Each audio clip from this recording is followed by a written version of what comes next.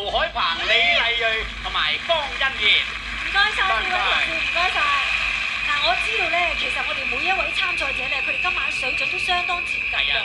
如果要挑選6位咧，真係好難嘅。不過咁，我哋將呢個任務咧，就交俾我哋今晚5位嘅評判啦。咁而家咧為大家介紹一下我哋今晚5位評判嗰啲歡迎啊！其實佢哋每一位咧都係樂壇咧唔同崗位嘅知名人士。一陣喺個評判方面咧，佢哋一定會咧係利用佢哋自己本身專業嘅要求嚟到俾分數嘅。好啦，曾航生先生你好，你好，彭哥，梗係好啦，你本身係一個音樂老師嚟噶嘛，咁你參賽梗係好着數啦，係嘛？冇錯，你參加咗，如果贏咗尤自可，你話輸咗你好瘀噶噃，你點樣面對你啲學生？好嘢，我祝你成功先。佢參賽嘅歌曲咧就係《月半小夜曲》，睇下程書俊點樣帶領啦啦隊同你打氣。哎呀，又嚟啦，偶像啊，偶像啊！係啊，鎮定啲先嚇。鎮定啲啊！即係我會點做？好難鎮。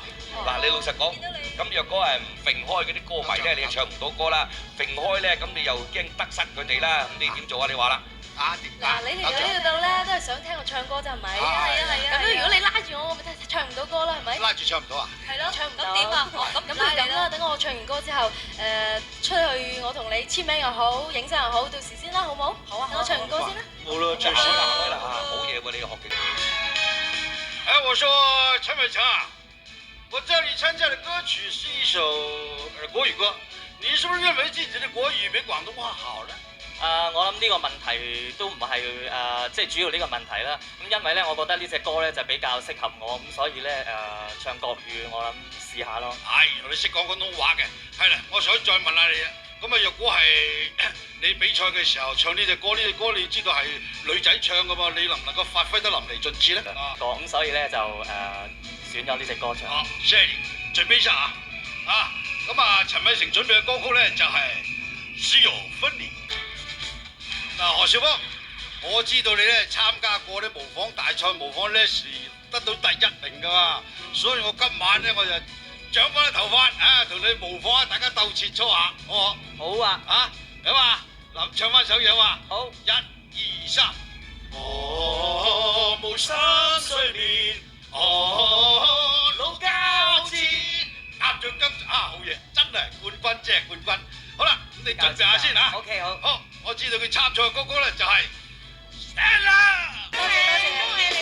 咁喺度咧係，其實我要講，每一位朋友咧係表演非常出色嘅，但係你哋6位咧係更加優秀，咁啊能夠咧進入呢個決賽。